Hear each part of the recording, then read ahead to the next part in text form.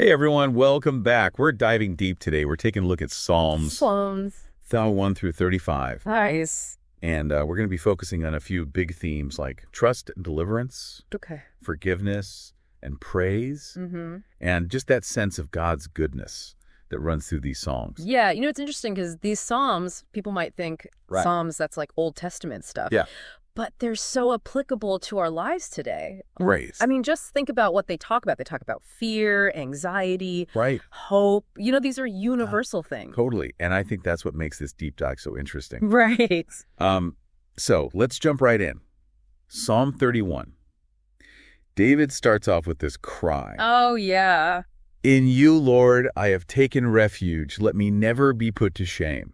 Yeah, I mean, you can just feel the desperation in his voice. Oh, totally. Like he's really reaching You're out. back into a corner. Yeah, exactly. And I think for anyone who's ever felt overwhelmed or like trapped in a situation, these words have so much power, Yeah. Like imagine you're facing a job loss or struggling with debt, or maybe you're going through a breakup. That feeling of needing a safe haven, Totally. that's what David is talking about. And he reminds us that even when everything else feels shaky, we can find refuge in God.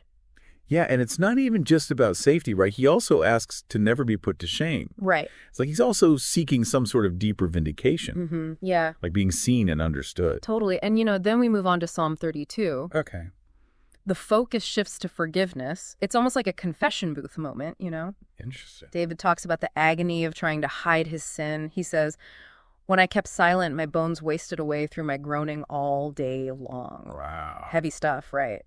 But then he experiences this relief when he finally confesses. Yeah. Blessed is he whose transgressions are forgiven, whose sin is covered.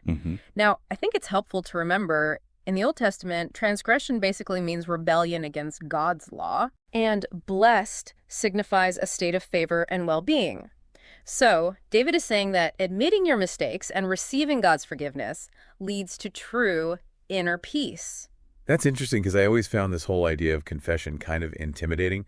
But the way you're putting it, it sounds more like freedom, Yes. like letting go of something you've been carrying for too long. Stirred and lifted. Yeah. Absolutely. And speaking of freedom, Psalm 33 takes a much brighter tone. Okay. It's this beautiful call to worship, praising God's power over creation. I love that. It really paints a picture, right? Right.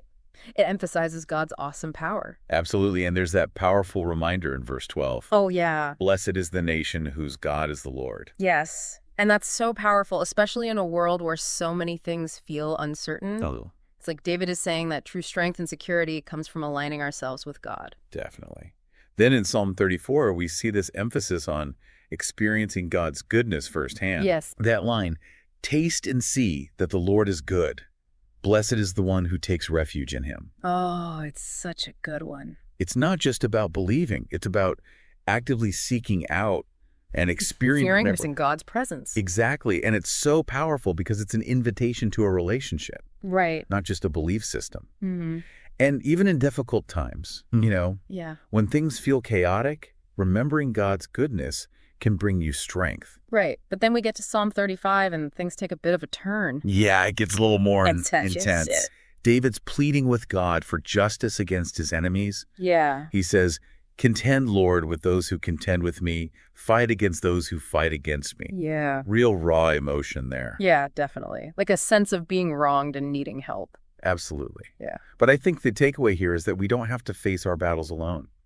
We can always turn to a higher power for guidance and strength. So looking back at these 5 Psalms, what do you think is the biggest takeaway for us today? Well, I think it's pretty clear that even though these texts are thousands of years old, they offer some timeless wisdom for navigating life's challenges. Right. We see themes of trust, deliverance, forgiveness, and experiencing God's goodness.